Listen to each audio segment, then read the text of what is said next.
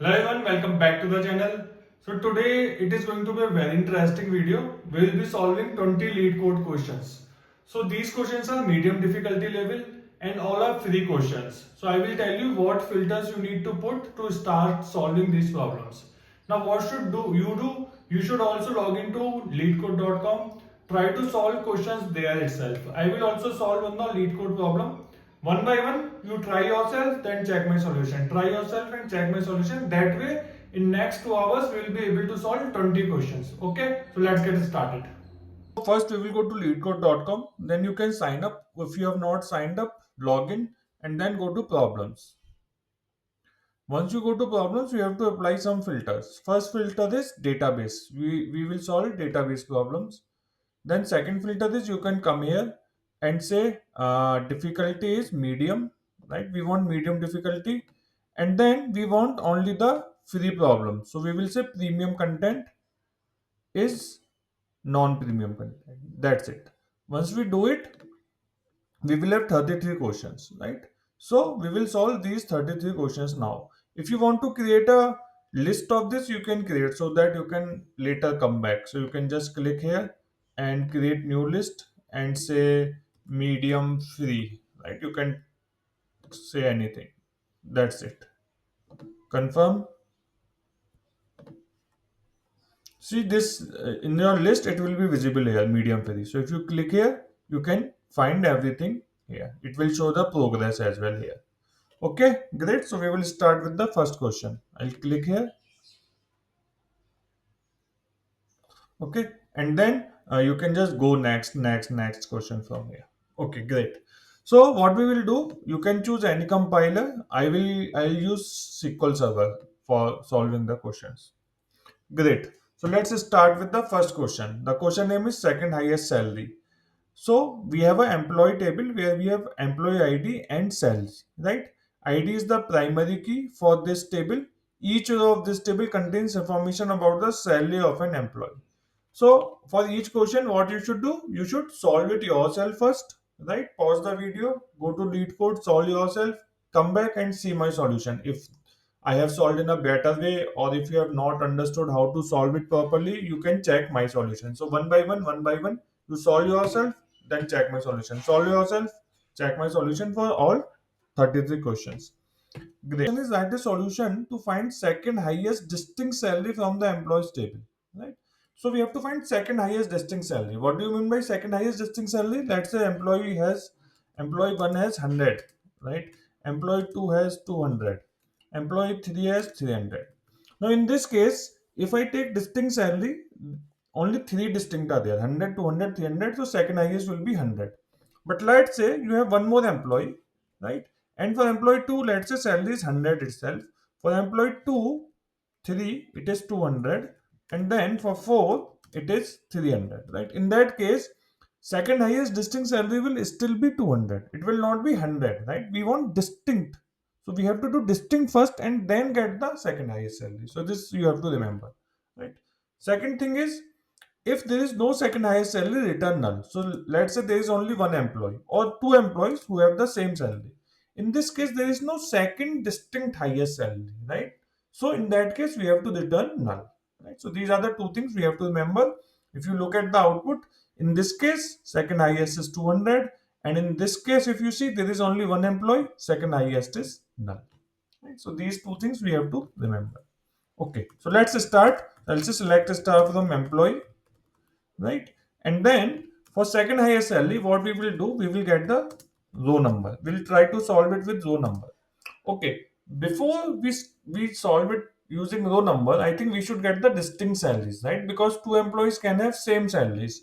So what I will do, before even I do that, I'll just select distinct salary from employee table, right? After that, I will apply row number. So let me say with city as this. Okay, great. Now I will say select salary from employee, right? And then I will get the row number. I will say row underscore number over order by salary descending, right? Sorry, it will be ct. Now we are getting from the ct as rn. So what will happen, the highest salary employee will get rank 1, right? This will get 1, this will get 2, and this will get 3. We need second highest, so I can just say give me records or give me salary where rn equal to 2. So I'll say select salary from, and I can create a subquery, or you can even create a ct, right? Where rn equal to 2, right? Now there is one problem here. So let me run this and show you what will be the problem. So let me run this. Okay, so there is some syntax error. Select salary comma row number over order by this from CTE. This looks fine. Salary from, this is starting here and ending here. What is the issue? As okay. Okay. This with spelling is wrong. Okay, okay, okay. So if you see, we have got 200, right, which is fine. Expected output 200, right? But if you do the case two, right, in this case it is fine, right? That we have got the second highest salary. Another thing is, I think we have to have the, for this case also it is saying wrong answer, right? Because it is expecting the same column name. So let me change the column name as this. Now this case should pass, right? You have multiple cases you will see here. So case 1 is fine, but column name we have to fix. So let me run this again. Okay, so now case 1 is fine, right? There is no error, it is exactly matching. But case 2 is has a problem. Why? Because second highest salary should be null, right? What we are doing, we are filtering. So in case of one record, nothing will come. So in our output, nothing is there, right? It is empty. But we should see null, right? So what we will do, instead of putting this row number filter, I will move it to case when. So I'll say case when, right, salary or rn equal to 2, the same filter I am moving into case when, then consider salary, else consider null. And so what will happen, we will not filter those, right? We will say when rn equal to 2, then take salary, otherwise null. So what will happen, let's say in this case, against 200 we will have salary, against 100 we will have null, against 300 we will have null, right? So 100 null, 200 200, 300 null, and then I will take max of this because I just need one value, right? So I'll say max of, you can take max or min, doesn't matter, right? That's it. And let me run this now, hope it should work, right? So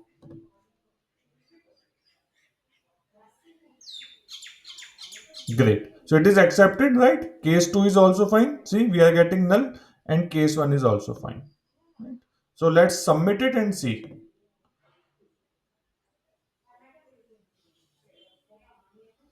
It is fine, right? Beats 48.37% people. Great. Now, can we do something else here? So another option is, instead of doing distinct salary, we can get the dance rank, right? What dance rank will do, right? So let's say they are duplicates. For handling duplicates, we do distinct, right? So what dance rank will do, it will give one, and the next person will be 2. So if the salary is same, it will give 1 1. Sorry, let's say it is 300 salary, right? And it is 200 salary. So it will get rank 1, and next person will get rank 2, right? In row number, what will happen? 1 2 3. This is how row number will work, right? So we had to get the distinct. So I'm saying give me dance rank. Again, rank we cannot use because rank will give 3, right? Rank will skip the next number, so we have to use the dance rank. So instead of doing the distinct salary, I can directly say that get me the dance rank, right? And everything else will be same from employee directly, right? And we don't need this ct, right? We can just select max this from select salary comma dance rank over order by salary descending as rn, right, as A, and then I will say Rn equal to 2, then salary, else none. And I hope this should also work. So let's submit it directly. Perfect. This is working. This beats 67.57%. So this is a faster solution. Great. Let's move on to the next one. Okay. It is saying nth highest salary, right? So it is saying that we have a table, same. It is the same employee table, right? Now instead of saying second highest salary, write a solution to find nth highest distinct salary from employee table. If they are less than n distinct salaries, return null. So same question, exactly the same question. It is just that we have to write a function, and in this function we have to write the query, right? And instead of hard coding second highest salary, we will take this argument.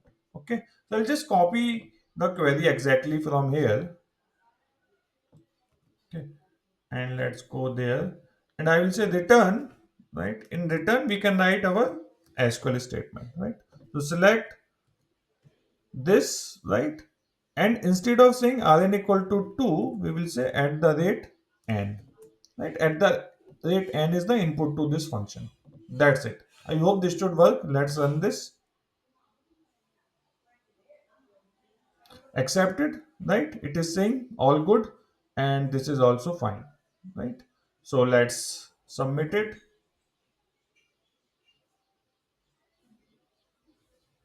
Yes, it is accepted. Perfect. Let's move on to the next question. Okay, next is rank scores. So we have a table where we have ID and score. Again, ID is the primary key. Each row of this table contains the score of a game. Score is a floating point value with two decimal places, right? So we have the ID and we have the score, right? Okay. Write a solution to find rank of scores. The ranking should be calculated according to the following rules. So we have to get some ranking for each score. The score should be ranked from highest to lowest. Okay, great.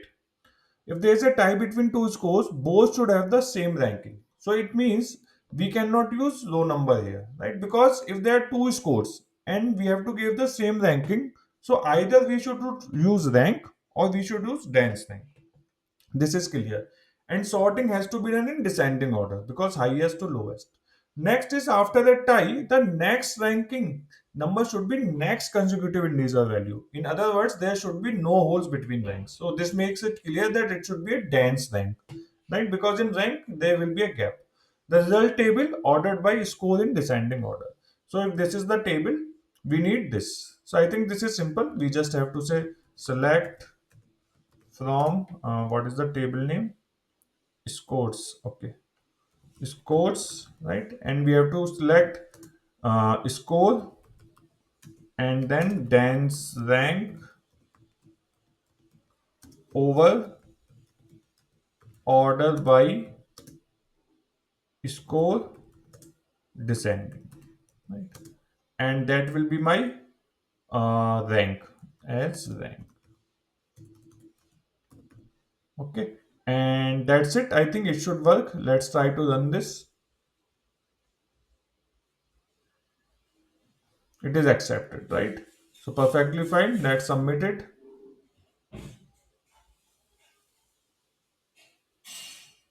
Yes, it is accepted. Perfect. Let's move on to the next one. Okay, so next question is consecutive numbers.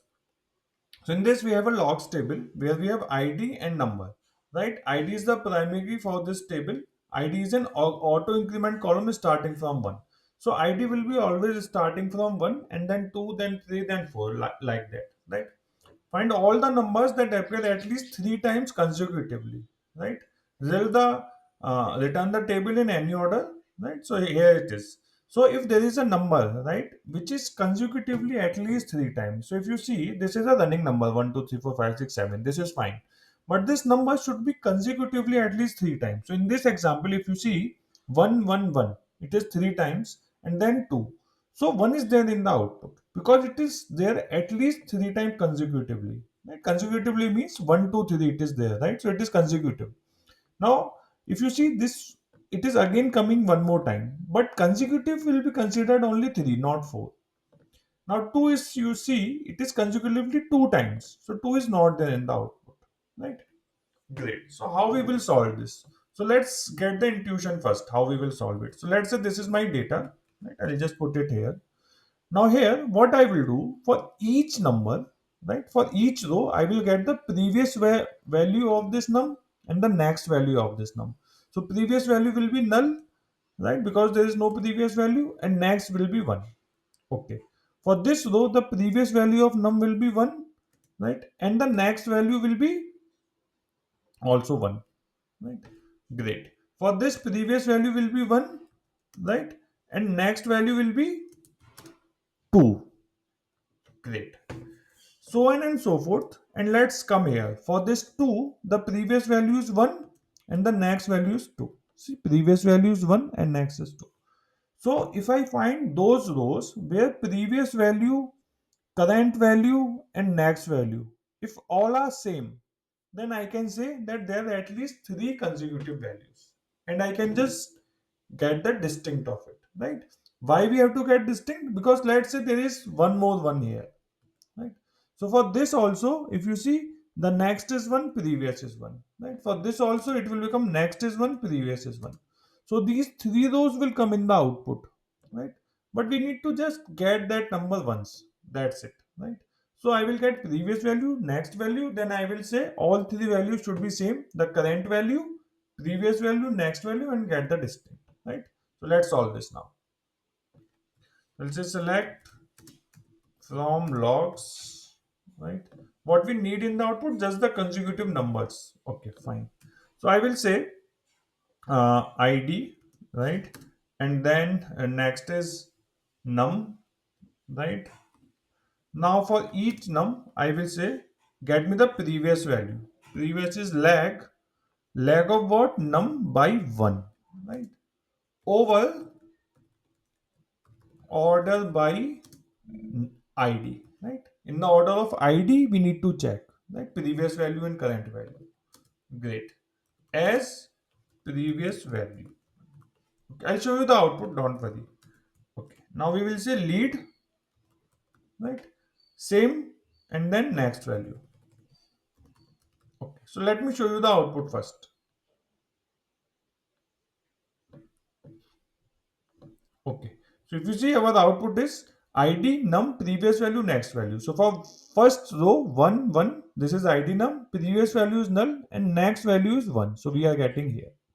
Now for this row, if you see, current value of num is 1, previous is also 1, and next is also 1, because there are 3 consecutive ones, right? So if I put a where condition now that these 3 are equal, I should get 1. Again for this one, the previous value is 1, which is fine, but the next value is 2, right? So on and so forth. I hope this is clear. So I just have to say, let's say with cts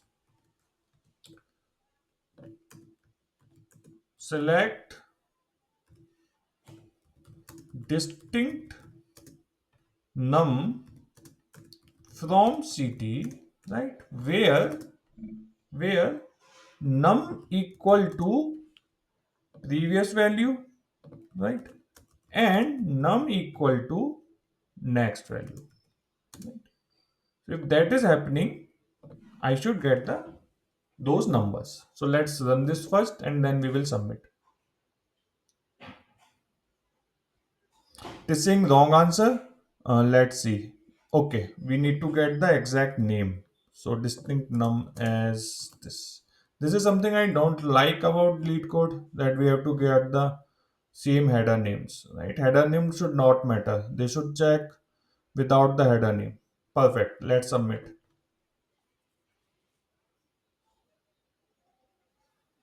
Okay, it is perfectly fine. Great. Let's move on to the next question. Okay, so the next question is department highest salary. Okay, so it is saying we have an employee table, right?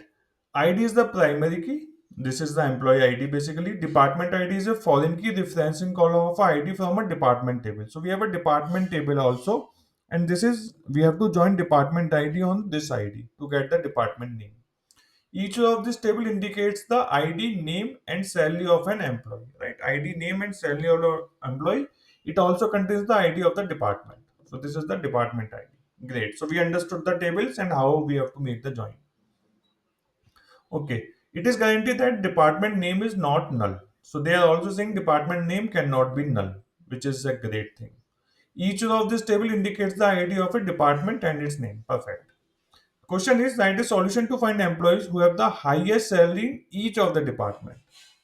So in each department, which employee has the highest salary? So for example, we have this input table. So in department IT, right? IT is ID 1. So we have three employees in department IT, which has the second highest salary. So 90,000, 90,000, 70,000, right? So who has the second highest salary? Sorry, second highest, right? Highest salary, sorry, highest salary. Okay. So who has the highest salary? This guy has the highest salary, 90,000, right? So if you see, there are two people who have the highest salary. So we have to return both. See, in department ID 1, right? Jim and Max both have 90,000. Right? So we have to return both. If two employees have the same highest salary, we have to return that. For sales department, for two, if you see the highest salary is Henry. So we have to return Henry. Right? So this is how we have to do. Great.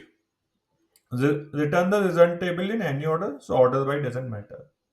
Great. So it looks simple, right? We just have to use rank because rank will give same salary. If two people have same salary, it will give same rank. So 90,000 will also get rank 1 and this guy will also get rank 1, right? So let's do it. So we will say select from employee. Now if you see in the output, I have the department name, right? So I need to join with the department table to get the department name. So I'll say select star from employee E, inner join department D on E dot ID equal to, sorry, E dot department ID equal to D dot ID. Right? In this we have ID. Perfect. Now what we need D dot name. Right? D dot name we need the name as well. So I will say E dot name, right? And then what else we need in the output? We need salary. So we will say E dot salary. So these three things we need in the output. So we will select these. Now we will also get the rank. So we will say rank, okay, over. Now within each department we have to get highest salary. So I will say partition by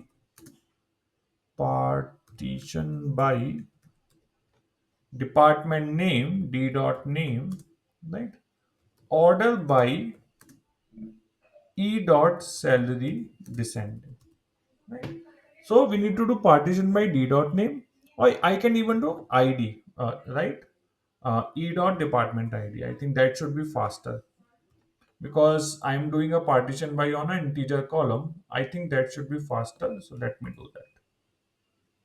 So partition by E dot department ID, order by E dot salary descending, but in the output we need D dot name. So this is fine. I'll call it as with CTE as this. Right. Then we will say select from CT where RN equal to 1. We need the highest salary one, right? Sorry, as RN. And that should do because I'm saying within each department do the salary and I'm using rank. So if the top person has highest salary and the second person also has highest salary same, so they will get same rank 1 and both the person will come. So let's run this. Now again we need to get only the names which are expected. So department, I'll just copy paste the header names. So I'll say name as department, right? Name as department, and then okay, this is D dot name. Let's rename here itself as department and as employee and salary. Okay, so now I can directly use this department employee and salary. Perfect. Let's run this and see if we are missing anything. It is accepted. Let's submit it.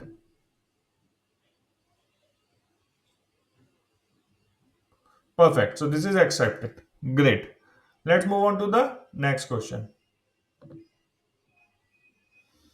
Okay, so the question is gameplay analysis 4. So we have this activity table where we have player ID, device ID, event date, games played. Okay, so we have player ID and event date is the primary key, right? So player ID and event date is combination of this is a primary key, right? This table shows activity of players of some games. So there are some players which are playing some game, and I think they are playing some video game or something because they have the device ID as well.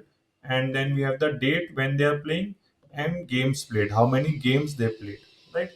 Each row is a record of a player who logged in and played a number of games, possibly zero, before logging out on some day using some device, right? Write a solution to report the fraction of players that logged in again on the day after the day they first logged in, down to two decimal places. In other words, you need to determine the number of players who logged in on the day immediately following their initial login, right? And divide it by the total number of players.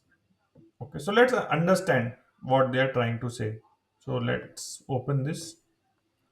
Okay, so if you see player ID 1, right? He logged in first time on 1st of March. Then immediately on 2nd of March, he again logged in. See, player ID 1, he first time logged in on 1st and then again on 2nd. So he should be considered. Right? He should be considered in the numerator. Right? So he will qualify. Let's look at player 2. He just logged in once. So he will not be considered. Again 3. He logged in on 2 and then logged in on July. Right? It doesn't matter how many games played in this question, right? So he logged in March and then, in fact, it is 2016 and 2018. So he didn't log in again. So we have to find that on the first day and the next day as well, right? So only the player one with ID one logged back in after the first day he had logged in. So the answer is 1 divided by 3. So there is one player divided by total players 3. Great. So one thing we understood is for each player, we need to get the first event date, right? For each player, we need to get when they first logged in. And then we have to check did they log in next day as well, right? I will say select activity, right? I think table name is activity. Yeah. From activity. So I'll tell you what we will do. So first we will get for each player ID, comma, minimum of event date. Right? As first login date or first play date, whatever you call it. Right? So we got this, and I will do group by player ID. Great. So let's call it with CTE as this, right? Okay. So we got the first login date for each player. Now what we need to check if for each player do we have a date which is this date plus 1, right? So what I will say select from again player table, sorry, activity table, right? A inner join, right? I will join with ct on a dot player id equal to ct dot player id, right? So basically the minimum date I will get and then I will join. Now I will also say and, right? And a dot, a means this, right? A dot event date equal to whatever is the first login date plus 1. So I'll say ct dot, I'll take down this statement and I will say date add day right? How many days? One. So what I'm saying, give me all the players from activity table, right? Who logged in after their first login date. So first login date I'm getting from here. So I'm joining on player ID and I'm joining also on event date. So basically this will be joined because this is this plus one. For player ID one, these player ID one, what will happen? It will check if the minimum date plus one is equal to event date. So this row will be joined. Right? I hope this is clear. And then I will say player ID. Okay, so let's see what will happen. Now, before that, what also we have to do? We have to get the count. So I will say count of distinct player ID, right? A dot player ID, right? And I need to say divide by uh, count of, or I can say simply this. I need all the count to select count of distinct distinct player ID from activity. Okay, so this will give me, sorry, and let me create this as a subquery. Okay, this should be like this. Yeah. Okay, so this will give me distinct player ID who have logged in immediately after their first login, right? Because this is coming from this A, right? And this is a separate subquery, so it will get me total count of distinct player ID. Now we also need to round to two decimal places, so I will say round it to two decimal places. And let's run this.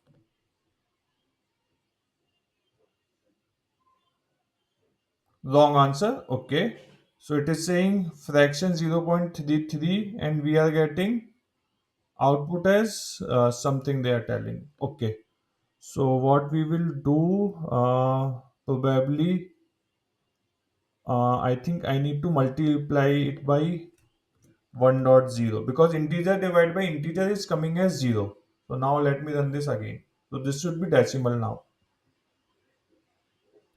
Wrong answer. I'm getting some empty values, right? It should be 0.33.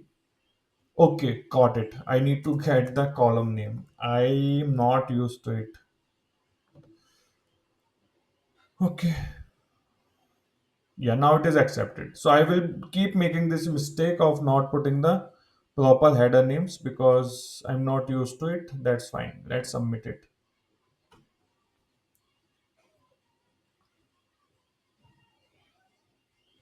Okay, so this is perfectly fine, right? There will be more ways of solving this. You can do left join as well, and you don't have to write this subquery in that case, right? You can just do left join and put this in case when to get the numerator, right? Like the way we did last time, right? Up to you, right? But it is a perfect solution. Okay, great. So let's move on to the next question. Okay, so managers with at least five direct reports, right? So the question is, we have the employee table where we have ID, name, department ID, and manager ID as well within this table. ID is the primary key. Each row of this table indicates name of an employee, their department, and ID of their manager. Right? This is the ID of their manager. If manager ID is null, then employees does not have a manager. Right? So if ID for this particular employee, manager ID is null, so there is no manager for that person. No employees will be the manager of themselves. Okay, perfect. Write a solution to find managers with at least five direct reports. Return the table in any format. So if you see, we have the department, right? Department does not matter here. So we have the name, right? John and the manager ID. So manager ID is null. For this, manager ID is 101, 101, 101, 101, 101. So if you see 101, who is 101? Is John basically. So John has how many employees under him? One, 2, 3, 4, 5. So John is there in the output, right? So actually it is simple. We just have to do group by on manager ID and get all the employees. How many employees are there? We have to get the count.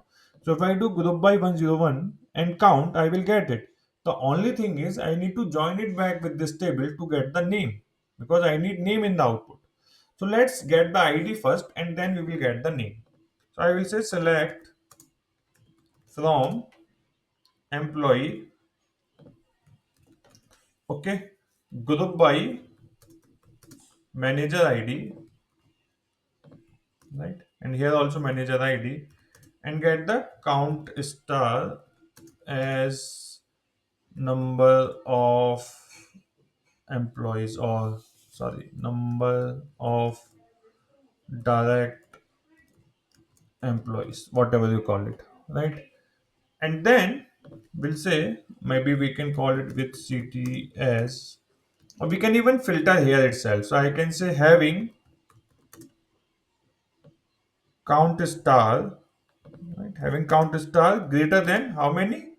5. So greater than or equal to 5. So this will give me all the manager ID. So let me run this first.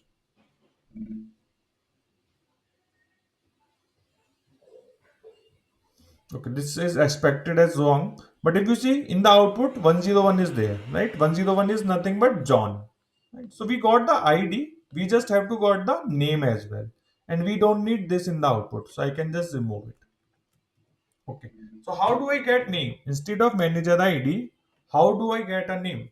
So maybe I can join here again. But for simplicity to explain in an easy way, you can say with city as this. Right?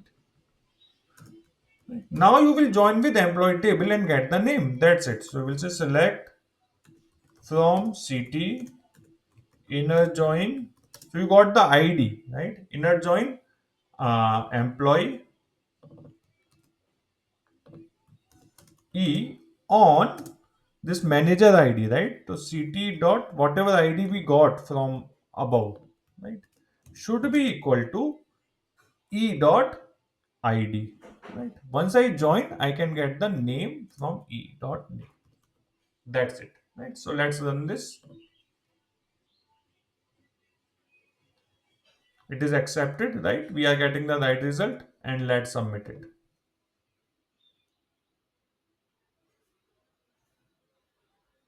It is accepted. Perfect. Great. Let's move on to the next question. Okay, so next question is investments in 2016. Okay, so we have an insurance table here, you can see, right? So they are saying PID is the primary key for this table.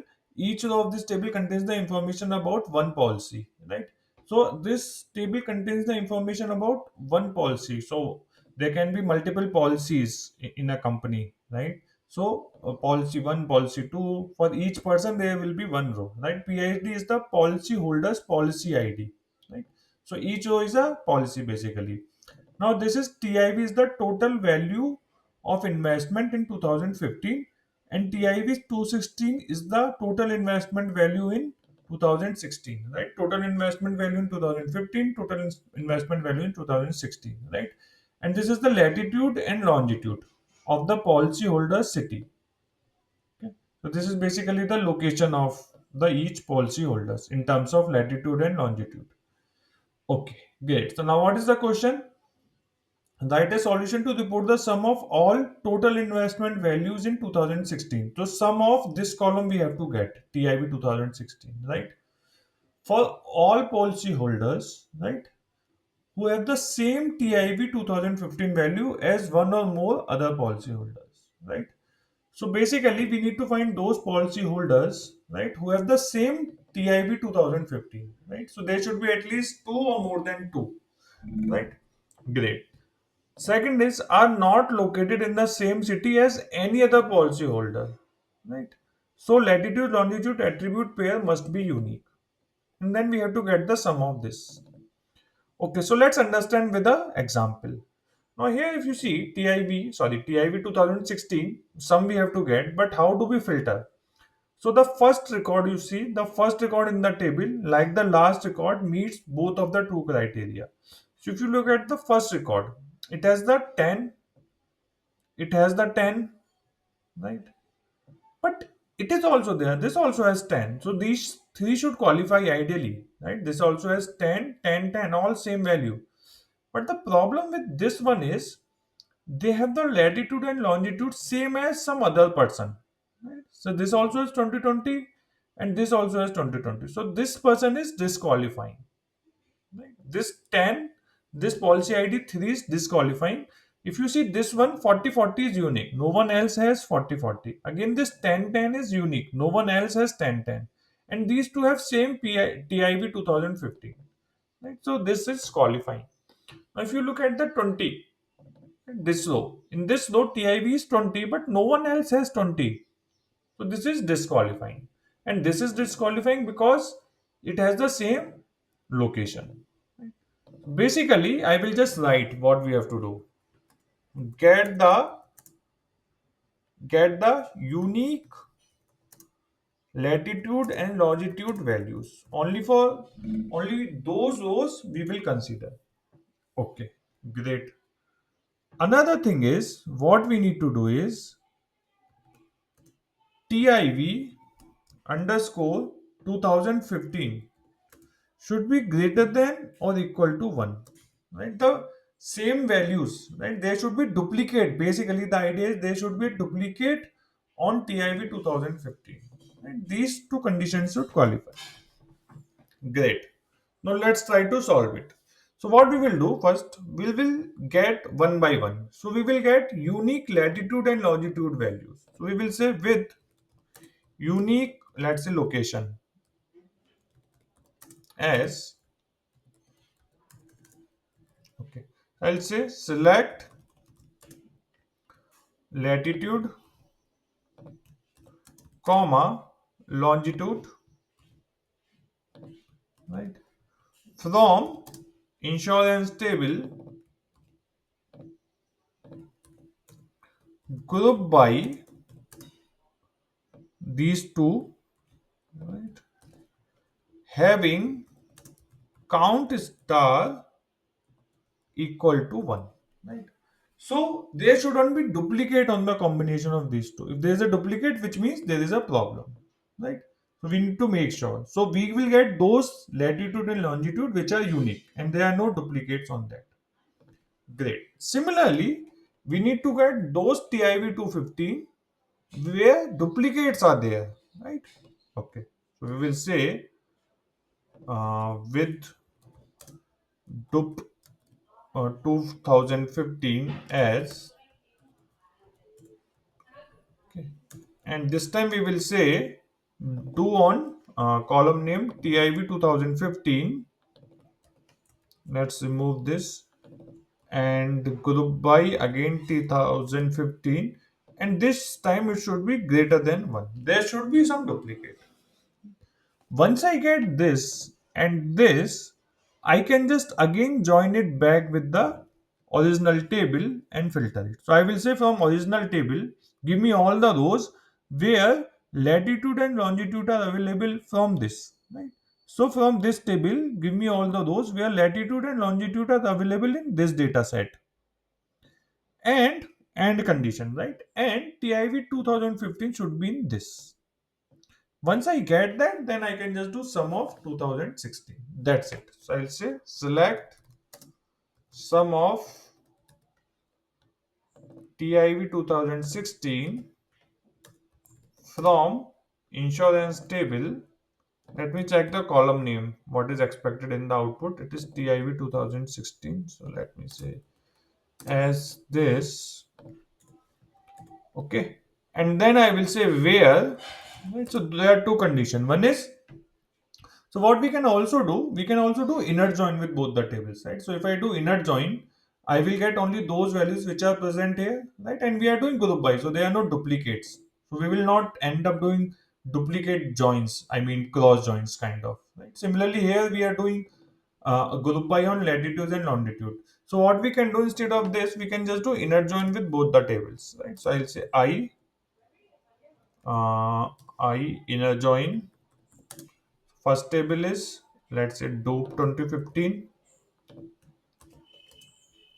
do 15 on D15 dot uh, TIV 2020 15 equal to I dot this. Great. Similarly, I'll do one more inner join and this time on location. Right? So I'll say location. Let's call it UL, right? And we will say UL dot latitude equal to I dot latitude and UL dot longitude, right? Lon equal to I dot log. And I think this should do it. Let's see. Yes, it is accepted, right? 45, 45. Let's submit it.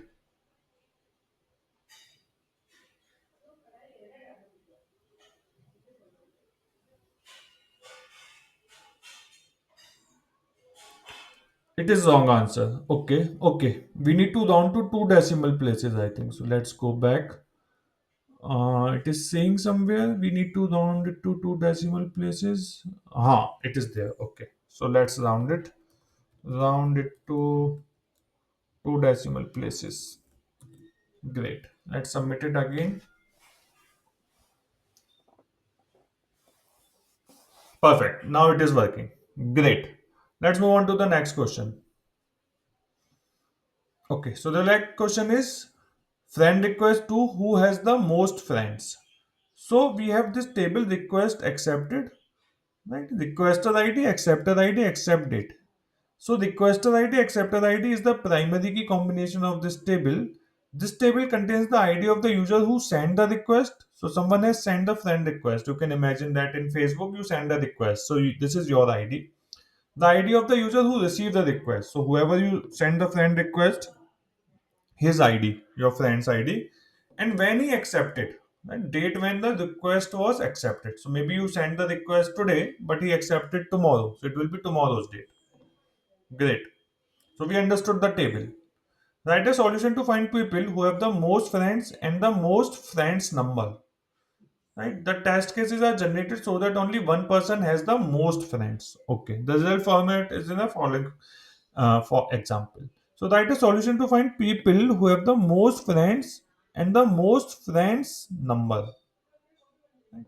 So let's understand with the example. So if you see there, we have requester ID, acceptor ID, accept date. So it is saying 3, right?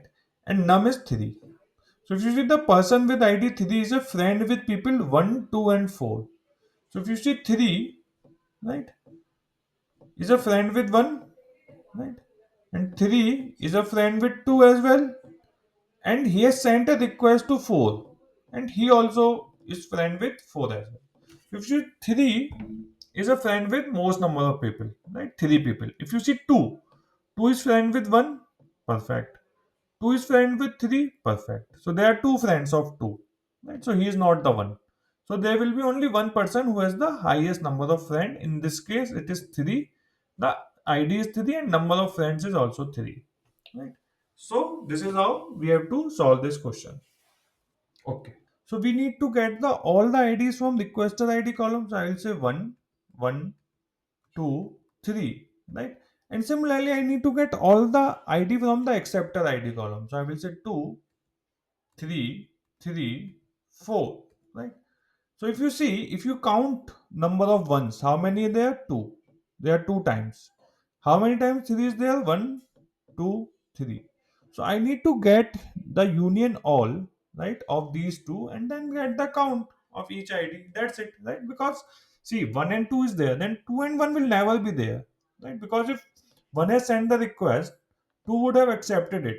Now in this table, there will not be any entry 2, 1, right? So we are not concerned about the duplicate, which means the number of times our ID is there, they have their that many number of friends. So 1 has is 2 times. It has 2 friends. 3 is there here, here, and here. So he has 3 friends. As simple as that, right? So what we will do, we will say select requester ID as ID from request accepted table. Similarly, we will say select acceptor ID as ID from this table and we'll do union all. Right. On top of it, I need to say select id comma count star as num, right, from this table, right. Let me take this, right, and I have to do group by id, right. All I need only the top one, right. So I can say order by num in the descending order and give me top one. So I will get the count number of friends for each id, then order by number of friends in descending order, right, and then I will say top one, right. So let's see if this works. Great, so this is working. Let's submit it.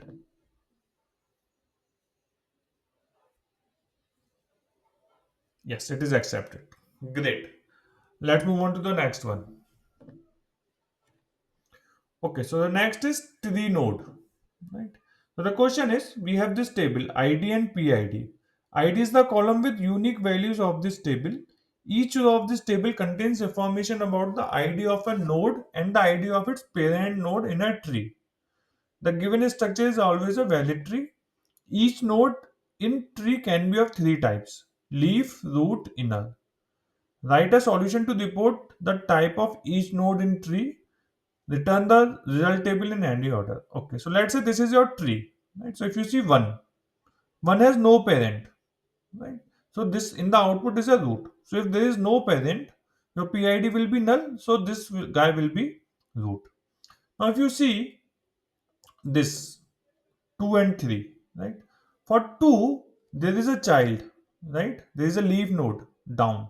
So 2 is a inner, right? It is not a leaf. Leaf means there is no child. There is no further branching, right? So 3, 4 and 5 are leaf, right? If somewhere something is there in the middle, it will be inner. Okay, so I hope the question is clear. Let's try to solve it. So what we will do, select from tree. Okay, so we'll start. So we'll say ID, right? ID we need in the output. So we will take ID here. Now we will derive using case when, that is a root or not. So I can say case when, see if PID is null, right, there is no parent, then it is going to be root for sure. This we are clear. Then root, right? This is clear. Okay. Now second condition is we need to determine if there is a leaf node or not. If there is a leaf node, then it is inner. And if there is no leaf node, then it will be leaf. Right? So what we will do, we will say when um, ID, right? If this ID, right? If you see 2, oh sorry, 2, right? So if you see 2 is there in PID, so it means 2 is a parent of someone. See this ID 2 is there in the parent ID. It means there is a it is parent of someone, right? If you see 2 is parent of someone, is parent of 4 and 5, right? 2 is the parent of 4 and 5. It means if a ID is present in PID, right, it will be parent of someone and then it will be an inner node, right? Because for null we have already checked, right? If it is null, then it is root. So it goes from top to bottom. So if PID is null, then it is root. It is clear. But if ID in select PID from root. So what I am saying, if the ID is present in parent column, then it will be a inner node. Right? It will not be a leaf, because leaf will not be a parent of anyone, right? So we will say then inner, right? Else the last one is leaf. Right? Now you will say that one is there in the parent, then one will also be inner. No, because we have already checked that if PID is null, then immediately say root. So it goes top to bottom. So it will check this condition first. So if PID is null, then it will give root. If PID is not null, so in this case 2. For 2, PID is not null, so it will check the second condition. If ID, this ID is there in the parent column, yes, it is there, then it will say null. And if it is not there, then it will leave and as type from tree. Right? I hope this should work. Let's run this. There is some syntax error. So let's see. Case when PID is null, then root. When ID in, select PID from root, then inner, adds leaf and as type. Okay. What is the root? Invalid object name root. Oh, it is not root. This is tree. Okay.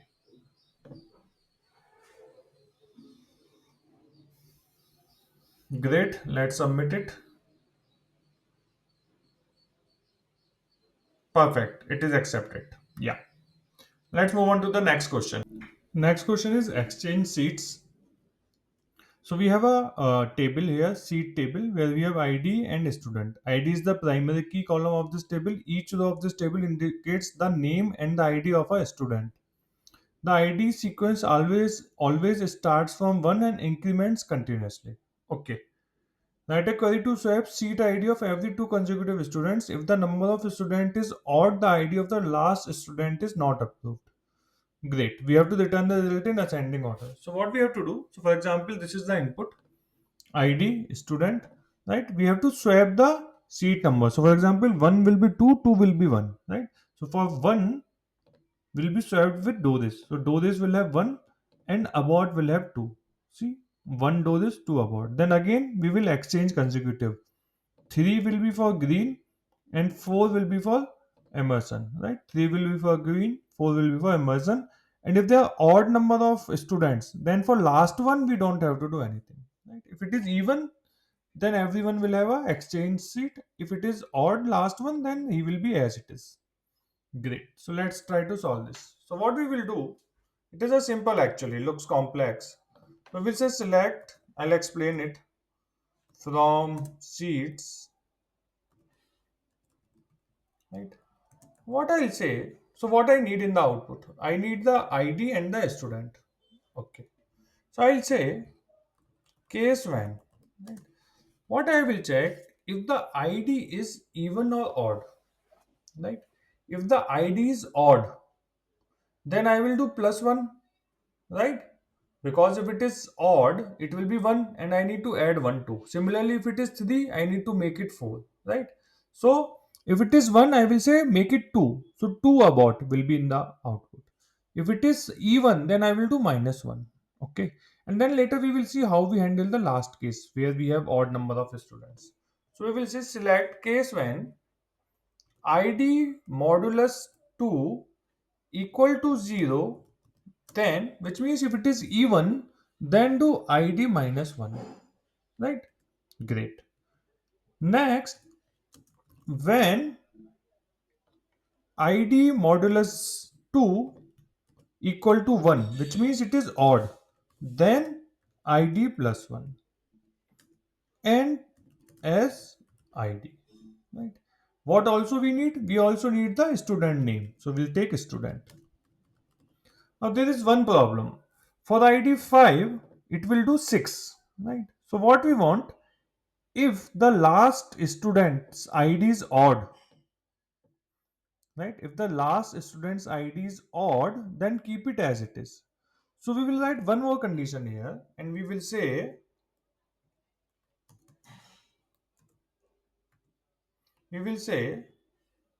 case when, right? If the last ID is odd, right? So we will say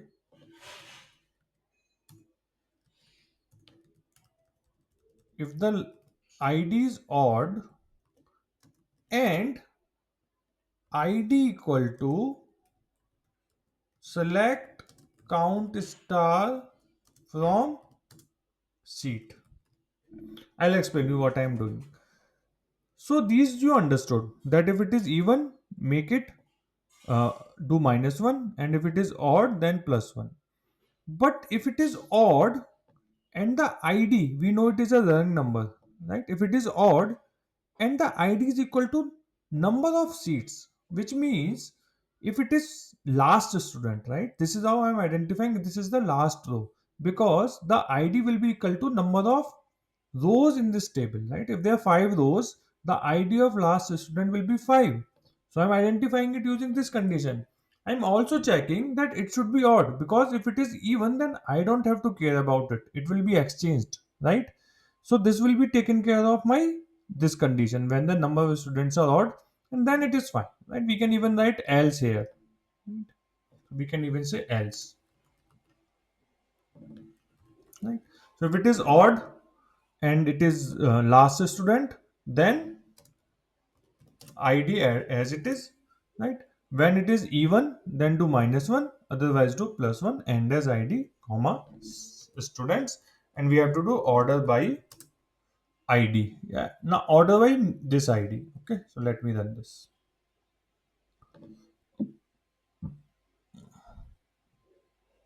Okay, so there is some problem, invalid object seats. Okay, it is seat, not seats. Perfect, so it is fine, it is working fine. Let's submit it.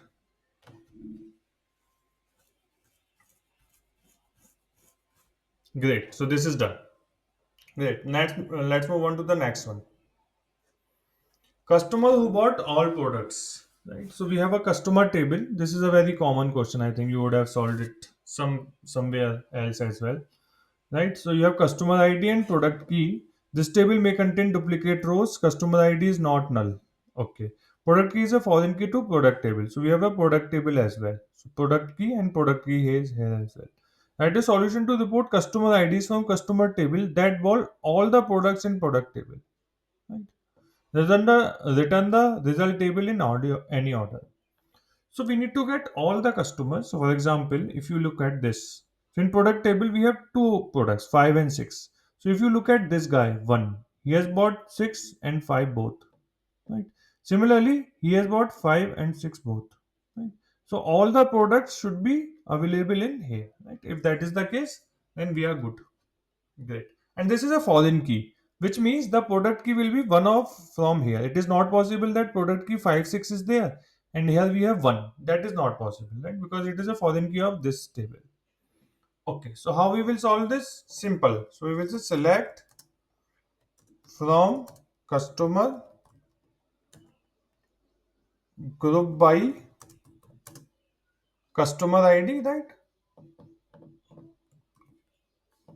Now one customer can buy same product multiple times. So 1 5 can be here and one more time it can be there. Possible. So what we will say, having count of distinct product ID. Right? We will take distinct product ID, product key, because if he has bought 2 times, we don't care. We just want to see how many distinct product he has bought. Right? So it will give me how many distinct product this customer has bought. Right? And this count should be equal to count of products from product table. Right? So I'll say select count star from product, right? And that should do. Let's see in the output, they are expecting only the customer ID. Perfect. Let's run this.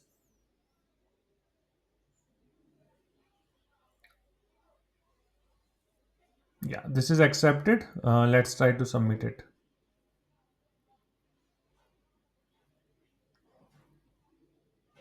Okay, so this is working fine.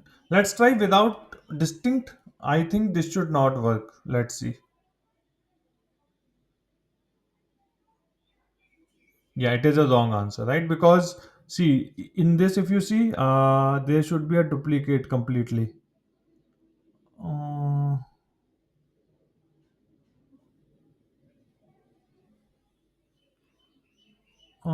39.7. Okay, there are more those. Wait. Yeah, they will be duplicate. Basically, same customer ID would have bought one product multiple times, right? So in that case, there will be a problem. I hope you got it, right? So we have to use distinct. Let me put it back and submit it.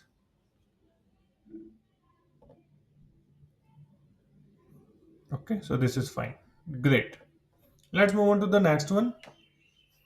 Next is product sales analysis 3. So what is the question here? We have the sales table where we have sale ID, product ID, year, quantity, price. So this is the description. I am not going to read this, right? So write a solution to find all sales that occurred in first year each product was sold. Okay, each for each product ID, identify the earliest year it appears in the sales table, right? Return all the sales entry for that product in that year. Okay. So it means that let's say there is a product ID 1, right? Someone bought it in 2014, right? And quantity, let's say 2. So we have the quantity as well. Yeah. Okay.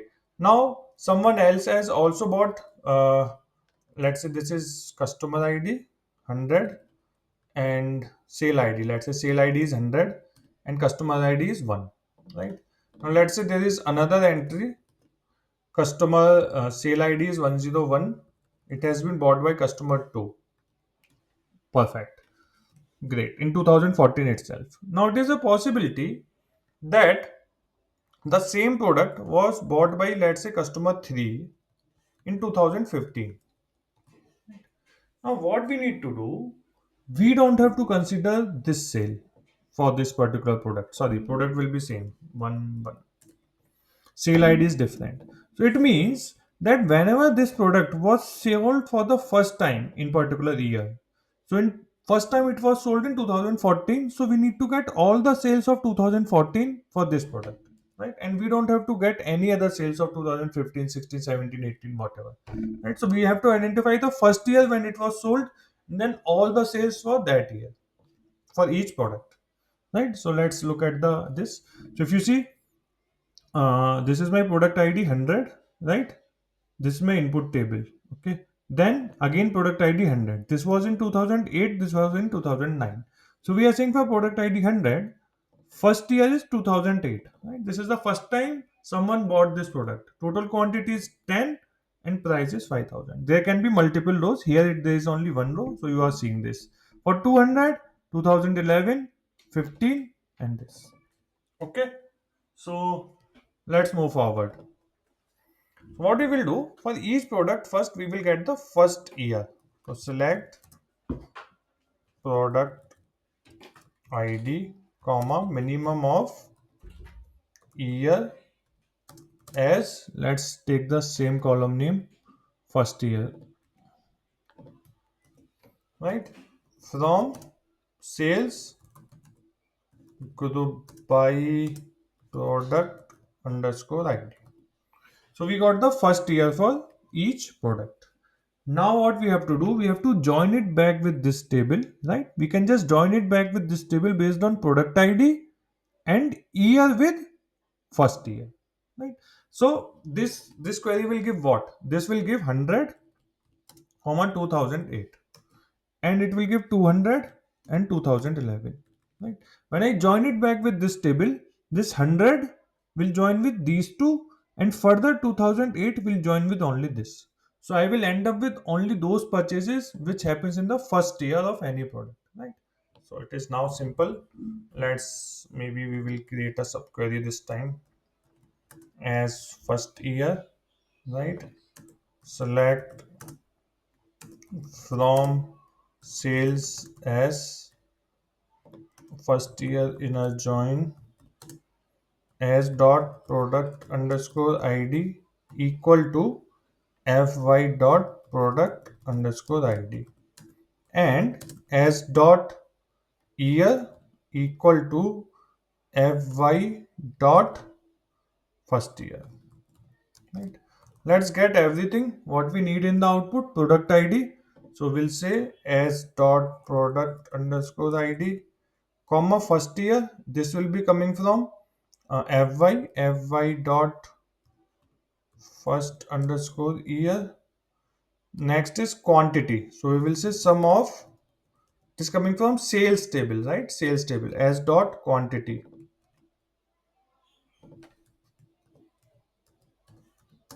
as quantity, right? And price is again total price, it should be, right? So I'll say sum of price as price, and we need to do group by on these two columns, right? Because for each product ID there will be only unique first year. It will not be it is not possible that for one product ID there will be two combination of first year. No, because it is a minimum for each product ID, right? So we can do group by this, right? Let's run this. Okay, so there is some error. Let's see what is the error. Okay, incorrect syntax near keyword select. Select as dot product ID fy dot first year sum of price from sales as. This is fine. Inner join this and this. This looks fine. Where is the error? Incorrect syntax near keyword select. Uh, tu- tu- tu- uh, as dot product ID fy dot first year sum of quantity as quantity sum of price as price from sales. Oh, my bad. No, no, it is fine. No, no, no, no. Okay, I need to say inner join here on. Okay, okay. So we need to do as inner join. This is my new table where I want to do join on this. Okay.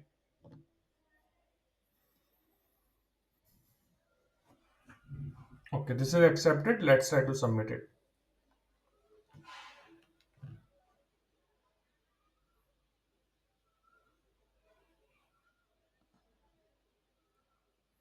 Wrong answer.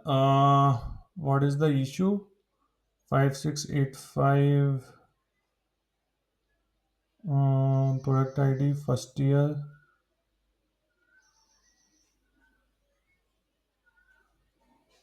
quantity 97 price this. Let me read the question. I think I missed something. Return all sales entry for that product in here. Oh, we don't have to do aggregation. My bad. I assumed. We have to just return all the entries. Okay. So I think we just need to get as dot quantity, right? My bad. I don't know why I was doing aggregation. And then price. I think that's it. Yeah. Okay, group by I should remove. Yeah. Okay. So we have these four columns, right? Product ID, first year, quantity, price. Let's submit it.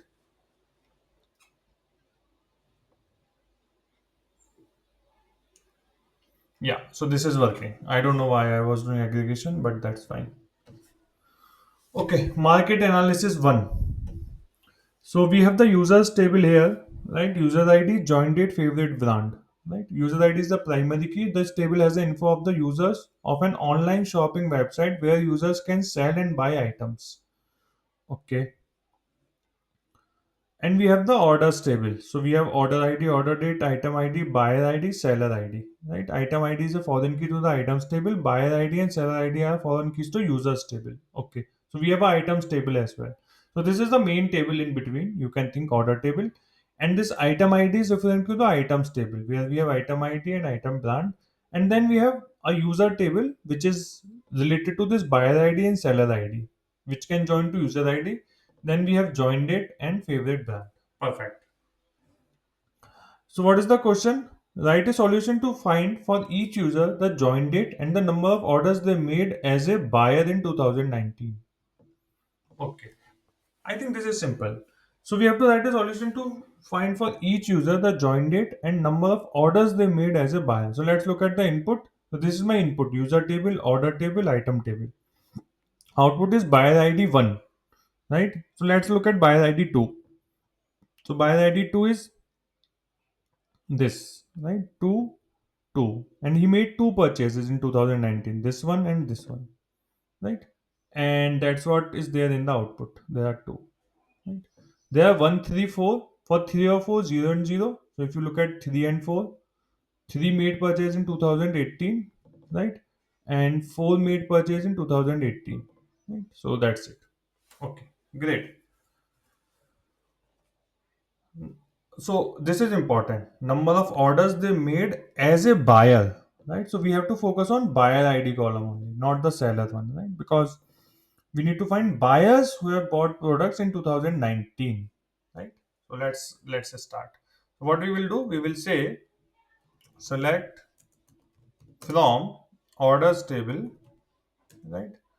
Let's call it O, inner join user table, because we need to get the join date. You on O dot buyer ID, right? We have to focus on buyer ID equal to, sorry, not you, O dot u dot user ID, right? So once I join this, what all I will get? So I will get buyer ID. So I will say O dot buyer underscore ID, right? And what else I will get? I will also get the join date from users table, u dot join date. Perfect. Okay, now I need orders in 2019, right? This is the last column I need. So how I will get orders in 2019? So what I will do, see, I cannot make a filter. See, if I do this, where year of order date equal to 2019, in that case, what will happen? These two rows will not be there in the output because there is no order placed by them in 2019, right? So what we need to do, we need to use case when, right? Because if I do filter, then I will get these two rows in the output, right? Whoever has any orders in 2019, right? So what we will do, instead of this where filter, we will say case when, right? And case when, let's take this year of order date equal to 2019, then 1 else 0, and I will do a sum of it. So we'll say sum. So this will give me, if it is in 2019, then I will flag it as 1 else 0. Now if there are two orders where it is in 2019, so 1 plus 1 will be 2, right? And I need to do group by these two columns. Group by these two columns, and where condition we can remove. Perfect. Let's try to run this. Yeah, it is accepted, and let's submit it.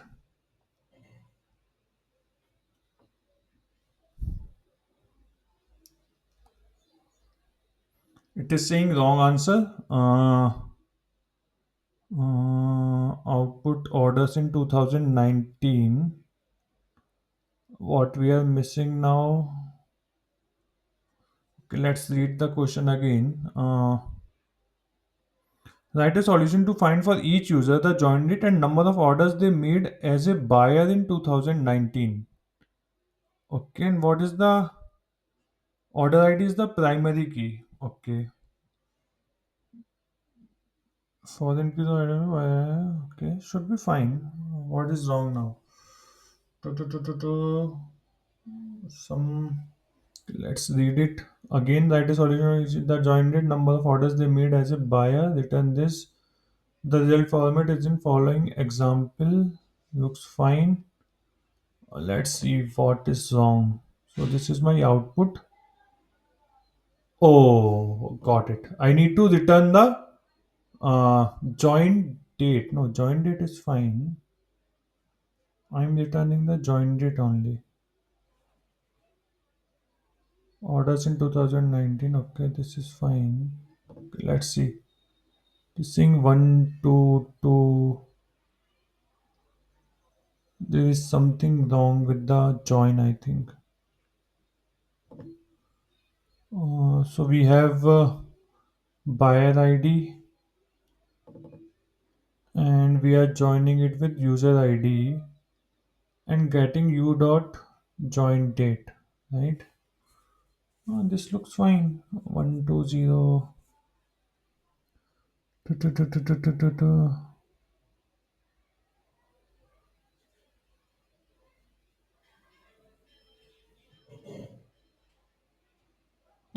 it is wrong. Interesting. Buyer ID, orders in 2019.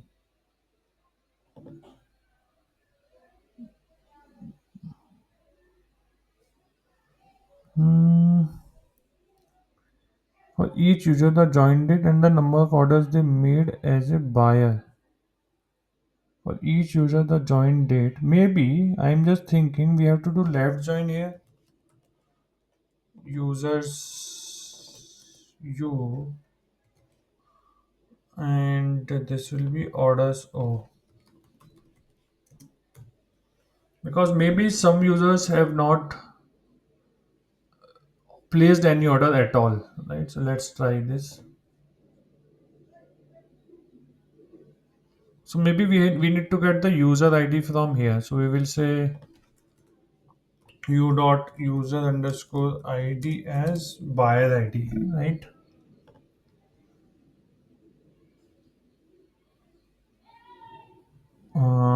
There is some issue. Okay, I need to add this in group by as well.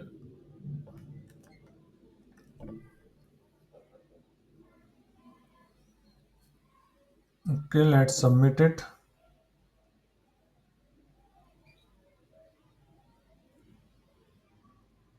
Accepted. Okay, okay. So that was the issue. So the issue was some of the users have never placed any order, right? Not forget about 2019. They never placed any order at all. So if I do inner join, I will lose those users. So now I'm doing users and left join orders. So this should be fine. Okay. So the question is product price at a given date. So it is saying that we have a products table where we have product ID, new price, change date, right?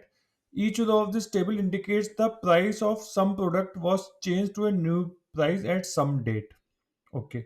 Initially, all products have price 10. Write a solution to find the prices of all products on this date, 16th August 2019. Okay. So let's understand with the example. So for example, we have initially the price of every product is 10, right? Whenever the store was open or whatever, right? Then for product ID 1, the new price is 20 on 14th August, right? Then on 14th August, the price of product ID 2 also changed, right? So this is a change date when the price is changing and what is the new price, right? So for example, let's take this example. So if you see product ID 1, right, on 16th there was a change in price, it became 35. Now again on 18 again it changed, right? Okay, this is product ID 3. Let's take example of this. Okay, so if you see product ID 2, it has price of 50 on 14th August and on 17th August 65. So what does that mean? That means until 14th August, before the 14th August, the price was 10 because it was a base price. From 14 onwards, the price is 50. And on 15 also price is 50, 16 also. On 17 it has changed. If you look at the product ID too. So on 14, 15, 16, the price was 50. From 17 onwards, it is 65. And we will assume after 17, it was always 65 because there is no data after that, right? So we know that now that on which date what is the price, and we have to get the price on this date, right? So what we will do, we will create a, let's go to the intuition. What is the intuition? Intuition is that we will get the price range, right? Date range, that this price was applicable from which date to which date. Let's say the initial date was some early date, 1900 0101, right? And we will set price 10 for each product, right? Now let's say this price, this is changing on 14th, right? So let's say 14th, the price is become 20, right? Then what we will do, we will create a range. Okay, from 1st January 1900 until 13th August, right? This was the price. This is how we have to do. So we will get the next date using lead function and get in this row, and we can say from this date till this date price was 10. From this date until it changed again till that date it will be 20, and so on and so forth. And then we can just put a filter. That's on this date should be between this date and this date and give me those prices. Okay, so we will solve it. It will be clear. Okay, so we have this table, right? What we will do, we will create a initial price. So we will say select product underscore ID, comma, let's say new price, right? Doesn't matter. Or let's say price. Okay, product ID, price will be 10. We can hard code initially, right? And change date, we can take a initial date, some 1900 0101, right? So let's take this as this. Okay, so this has become my initial. Now for all the products I need, so I will say from products table, right? Now in product table we can have duplicate on one product ID, so I will just say distinct. Now what will happen, for each product ID, one row will be generated with price 10 and initial date as 01011900. Let me run this and show you quickly the output.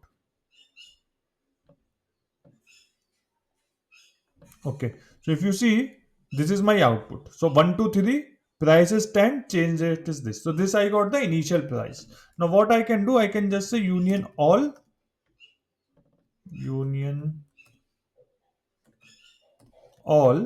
right? And I can say select star from products. So I will get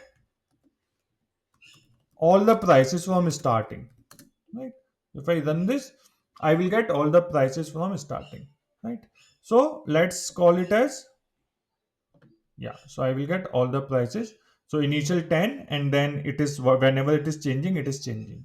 Okay, so let's create a small city with that, right? And then we will work on that city so that we have all the data in this city and we can do our work, right? So let's call it, okay, I'll say select from city, right? So I'll just select start, take everything and give me the next date, right? So next date will be my change date, right? Or valid till date. Okay. So I'll say, or maybe say start date. Call it as a start date. From this date, this price is applicable, right? So it is not, it is a change date, but from that date, my new price is applicable, right? So I will say start date of this price, right? And I will drive the end date now. I'll say lead of start date, right, by 1, right, over. Now for each product I need, so I will say partition by product ID, order by start date, right, as end date or expire date. We can say expire date. Right. Now, okay, let me run this first.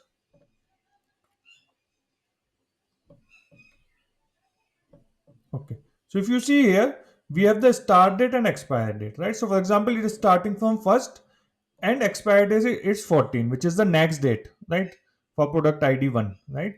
Now, if you see expire date is 14 and start date is also 14. So we have to subtract 1. We have to say till 13th August it was valid and from 14 August this is valid, right? Otherwise, there will be a I mean, it will be like on 14th August, there are two price, 10 and 20 both, which will be wrong, right? From 14, new price. So we will do, what we will do, we will subtract minus 1 here. So I will say subtract minus 1. I will say date add, right? Whatever I am getting from here, and in terms of day, do minus 1, right? And this will be now proper expire date. So let me show you again. I am subtracting 1 day. That's it. Right? Now it is proper. From 1st till 13, this is the date. From 14 to 14, this is the date. From 15 to 15, this is the date. Sorry, rate. Sorry, this price. And from 16 till forever, right? Because there is no next change date we have in the data, right? So instead of null, we can put some high date. So in lead function, I can say lead third argument is default if nothing is there, 9999 1231. Let me run one last time. Okay, so if you see now, we have the proper high end data as well. Right? 30 or 31 you can do. It is fine. It is doing minus 1, right? So it is fine. 3012 is also fine. Now, all we need to do, all we need to do is, let me say CT2 as this, select star from CT2 where this particular date, where is my date? Uh, where is my date? There, okay. Between start date and end date, right? So what will happen, right? Only one date for each product will come, right? So for, let's say, product ID 1, right? Is 16th August between this and this? No. So this row will go. Is 16th August between this and this? No. If 16th August between this and this? No. Is 16th August between this and this? Yes. So it will be 35, right? So for product ID 1, you will see 35 price. Right? Similarly for other products as well. So this is it. This is all I need, right? Now copy the headers, right? What we need in the output is product ID and price. So I will say take product underscore ID and price, right? In our table also it is price. Perfect. That's it. Let's run this. Uh, Column name and date. Okay, it is expiry date. My bad. Yeah.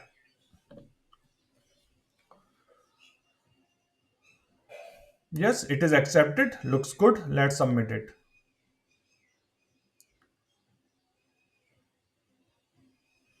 Yes, it is accepted. Perfect. Let's move on to the next question. Okay, so the next question is immediate food delivery to. So we have a delivery table, delivery ID, customer ID, order date, customer preference, delivery date. Delivery ID is the unique values in this table. The table holds information about food delivery to customers that make orders at some date and specify preferred delivery date on same order date or after it, right? So you are placing an order, right? Your preferred delivery date can be same as order date, or let's say you want order tomorrow, so it will come tomorrow. That is your preferred delivery date basically, right? If the customer's preferred delivery date is same as the order date, then the order is called immediate, otherwise it is called scheduled. Okay, so if they are same, then it is immediate, otherwise scheduled. The first order of a customer is the order with the earliest order date that customer made. It is guaranteed that a customer has precisely one first order. Okay, so on whichever first day a customer have placed order, that is the first delivery day. Okay, and they have placed only one order on their first date. Okay, it is guaranteed here. Write a solution to find percentage of immediate orders in the orders for all customers, rounded to two decimal places, right? So you have this data, and what you need 50%, right? The customer ID has a first order with delivery ID 1 and it is scheduled, right? Hence, half the customers have immediate. So basically, we have to find how many customers first orders is immediate and for how many customers first order is scheduled, and then we have to find percentage. That's it. So for that, what we need to do is, first we need to filter customers first order, right? And then within that first order we will see how many are immediate delivery and how many are scheduled and get the percentage. As simple as that. So we will say select star from delivery, right? And we will take the first order. So we will say row number over partition by customer ID, right? For each customer, I need the first order, and order by order date descending, right? As Rn. So now what I can say, select star from this table, right? Let's call it A, where Rn equal to 1, and let me run this quickly. Meanwhile, what I will do, I will create a city with first order CTE as this. So this will become my first order for each customer, right? If you see, for each customer, I am getting one row, right? With order date and customer preferred delivery date. Now what I need to do is, I need to say select, so this is my table, right? case when, so what percentage I need? I need percentage of immediate orders in the orders of all customers, right? In the first orders. So we will say case when order date equal to customers preferred delivery date, right? Then I will say 1, else 0, right? And I will just sum it, right? Divided by total number of orders. So count star, right? That's it. And from first order CT, right? And then we have to round it to two decimal places. So we will say round it to two decimal places. Sorry, round it to two decimal places, comma 2.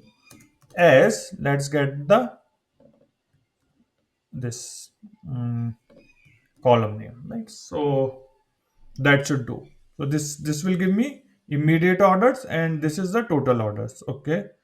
So it is saying 0 because integer divided by integer is 0. So what we will do, we will multiply by 1.0 to make it decimal. Okay, we need a percentage. So probably we need to do 100. Yeah, multiply by 100. Yeah,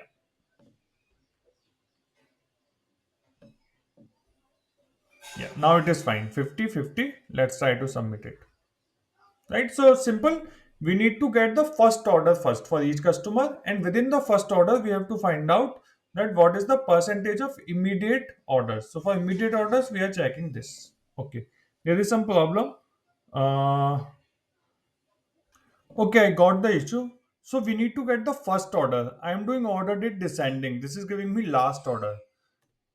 Generally there is a tendency of having the descending because generally we get top ranked based on salary or order value, right? So yeah, that's the wrong tendency. So we have to do order by order date ascending, not descending, because we need the first order, right? Let's try it now. Yeah, now it is accepted. Let's submit. Yeah, now it is accepted. Perfect. Let's move on to the next one. Okay, so next question is monthly transactions one. So we have a transactions table where we have ID, country, state, amount, and tran date. Right now in this, we have a state column which has value approved or declined. Right, so these are some incoming transaction, and in the state column, a transaction can be approved or it can be declined. There can be two values. Right, now the question is that in SQL to find for each month and country the number of transactions and their total amount, the number of approved transaction and their total amount. Return the result in any order. Right.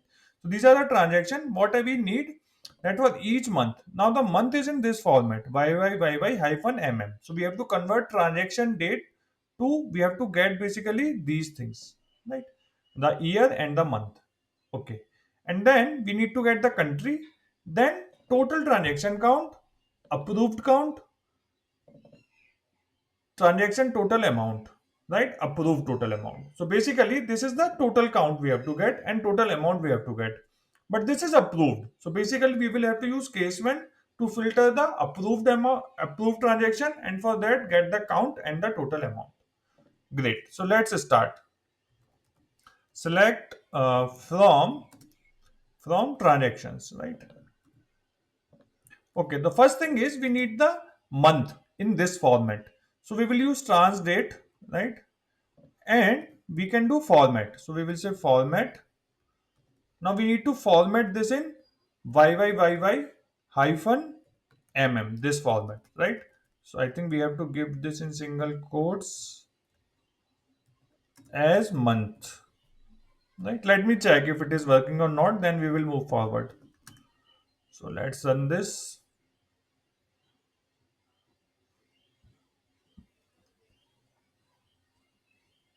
So yeah, so this is working fine.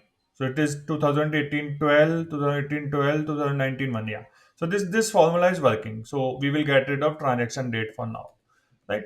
Now what we need is we need country. So we will say country. Right. Then what we need? let me take it here.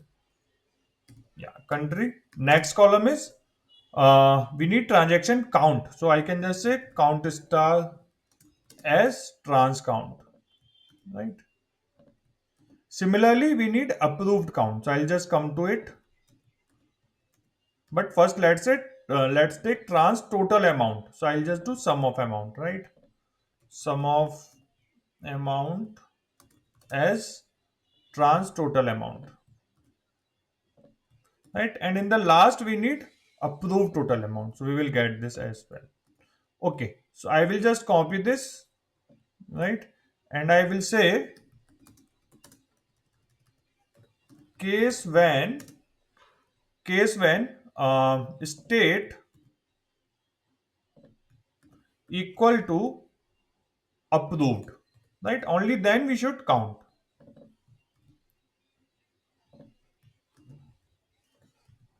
Then maybe we can say one, or if you just want to take count, you can say else null, right? So null will not be counted.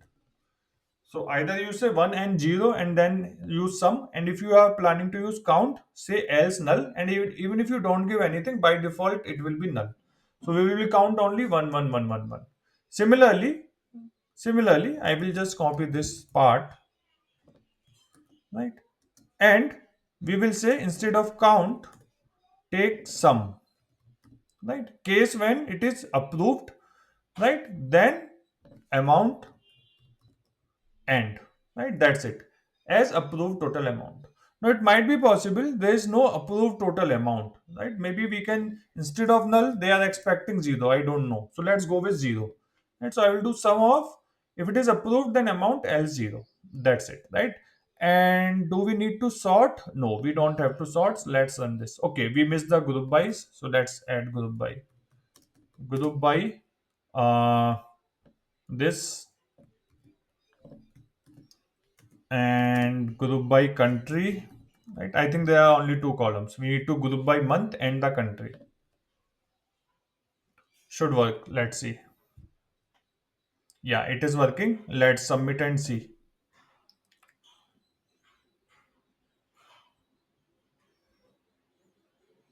Yeah, it is accepted. Perfect. Let's move on to the next question. Okay, last person to fit in the bus. Okay, so we have the queue table where we have person ID, person name, weight, and turn. Right? This table has the information about all people waiting for the bus. The person ID and turn column will contain all the numbers from 1 to n, where n is the number of rows in the table. Turn determines the order of which the people will board the bus, where turn equal to 1 denotes the first person to board the bus, and turn n denotes the last person to board the bus. Perfect. Weight is the weight of the person in kilograms. Great. There is a queue of people waiting to board a bus. However, the bus has a weight limit of 1000 kilograms, so there will be some people who cannot board. Perfect. Write a solution to find person name of the last person that can fit on the bus without exceeding the weight limit. The test cases are generated such that the first person does not exceed the weight limit. Okay, so at least one person will go. The only person can board the bus at any given turn. The only one person can board the bus at any given turn. Perfect. So, for example, this is my queue, right? Turn is 1, 2, 3, 4. In this turn, they have to go. So, first, this guy will go, then this will go, right? So total weight is 600. Now this will go 1000, so this can go. Now next turn is Mary, right? So Mary cannot go. Why? So 1000 is the total weight, right? So this guy will go 250 weight, then this guy will go, right, 600, then this guy will go 1000, right? So 1000, weight limit of 1000 grams. So there may be some more who cannot board. So why? Oh, last person to board. Okay. So, okay, I was thinking who cannot board, last person. This is perfect. So John Cena can board, right? 1000. Now after that, 1000 weight is over, right? So no one else can board. Now it is possible that John Cena's weight was 300. So 900, right? Next person may be 200. So he cannot board because it will be 1100, right? So we have to find last person to board the bus, and in this case, it will be John Cena. Perfect. I got confused. Okay, so what we have to do, let me give you the intuition first. So select star from queue, right? So what we will do, we will get a running sum based on the turn, right? So we will say 250, and for this row 250 plus 350, and for this row 250, 350 plus 400, right? So let's get the running sum, then I will explain you. So we will say sum of weight, right? Sum of weight over order by turn as running sum. Let me run this and then I will show you how we use this functionality.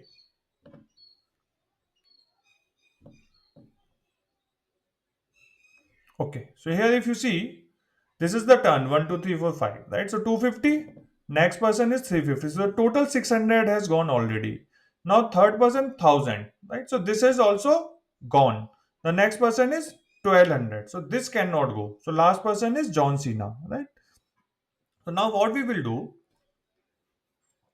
we will filter the data, right, where the running sum is greater than or equal to 1000, right? So we will say, no, not greater than or equal to, less than or equal to 1000, right? So we will say with CTS, so we'll just select star from CT where running sum is less than or equal to 1000, which means all these people can board, right?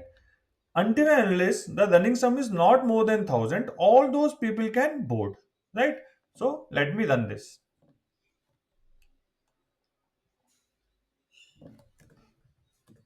Okay, so now if you see, we will have data till John Cena, right? Because after that no one else can board. Now what we need to do, we need to just say order by turn, right, descending, and then give me the top one, right? So what it will do, it will, this row will go on top because I'm saying order by turn descending. So last whoever has onboarded will be on top and give me that. And in that I just need the person name. Right? So I'll just say person name. Right? And this should work. Let's see.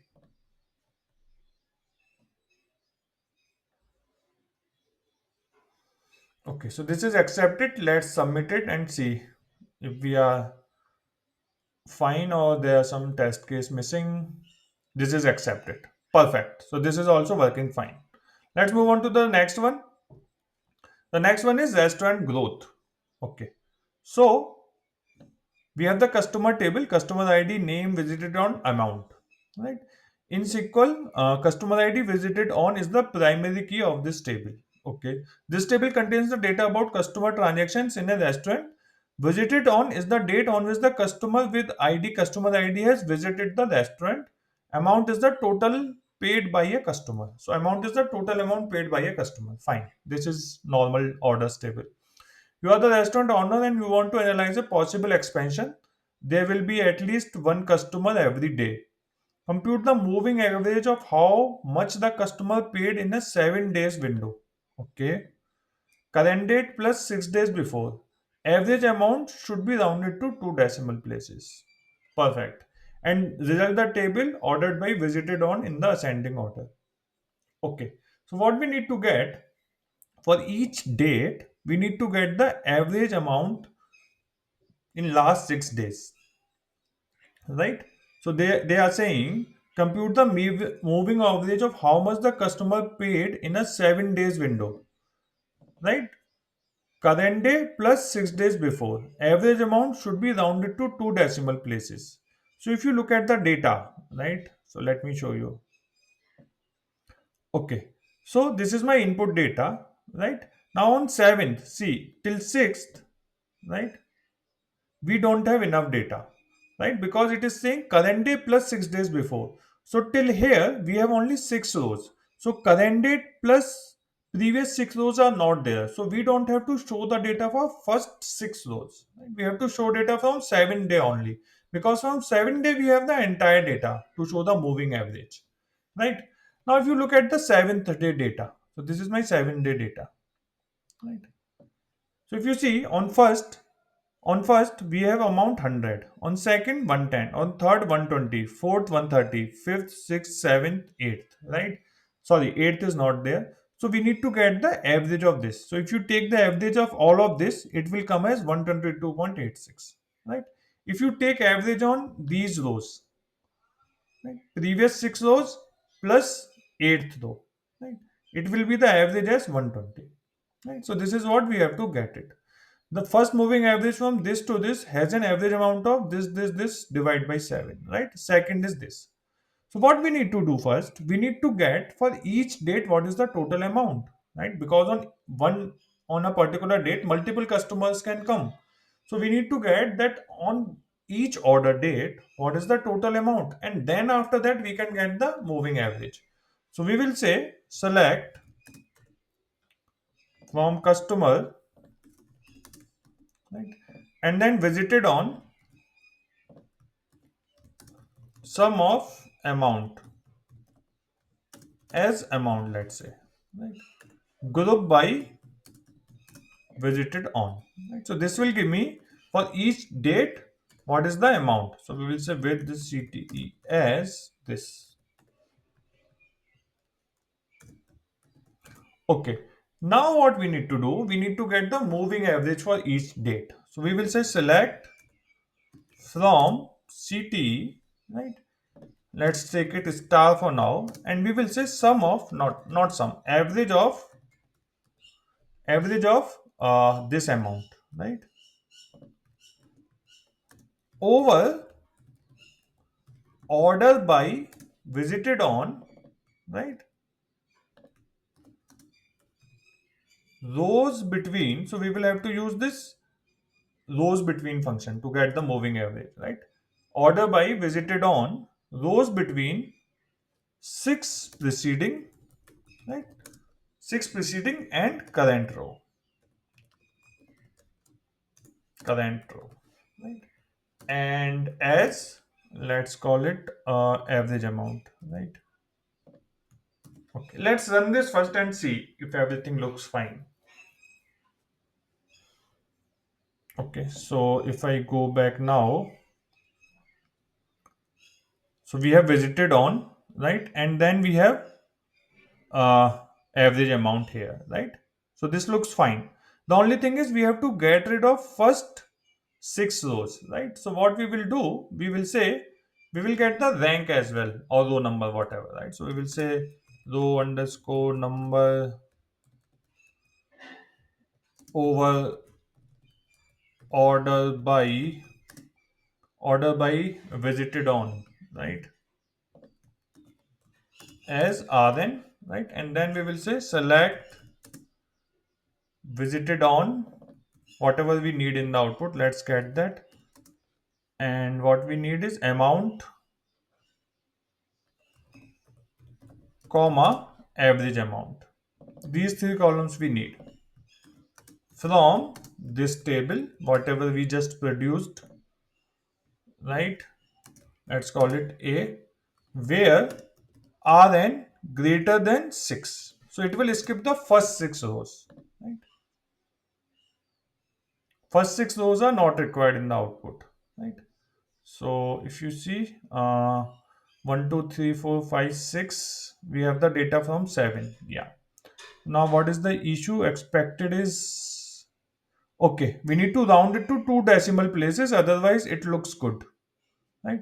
So what we will do, uh, round to 2 decimal places. So we will do, maybe it is a integer column, so we will multiply it by 1.0, right?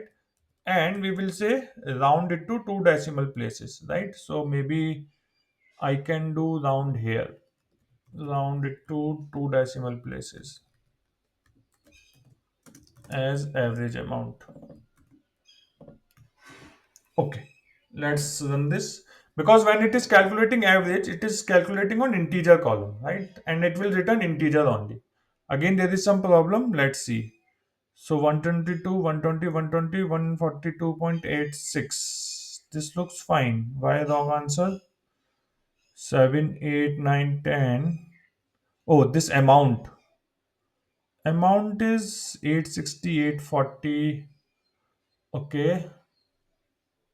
Sum of amount as amount. Uh, this is fine, right? What is the issue here? Mm,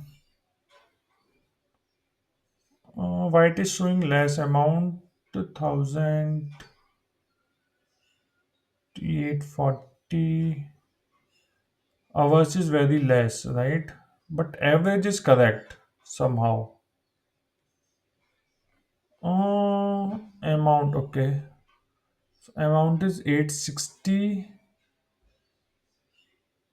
Oh, amount is 860 on 7th. How come it is 860 on 7th? One second. Um, Window. Every amount should be resultant. Okay. What is this amount then? 860, from where this 860 is coming? Oh, total amount that they paid. Oh, okay, okay, okay. They have not mentioned anywhere, right? Uh, okay, so we have to get the total amount, not the amount, right? We don't have to get the just the amount. We need to get the in last 6 days or 7 days how much they paid.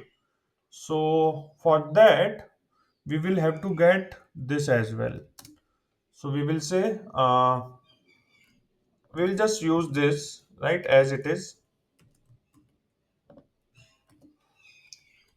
right? And we will say sum. Give me sum. Okay, sum of amount as total amount. Let's call it total amount. Okay, and that should do. So we will use total amount here in the output as this.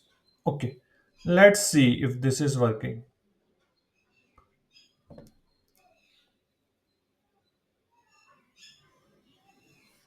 Yeah, so they have not mentioned anywhere, but we have to figure out from the example, right? Yeah, let's submit it.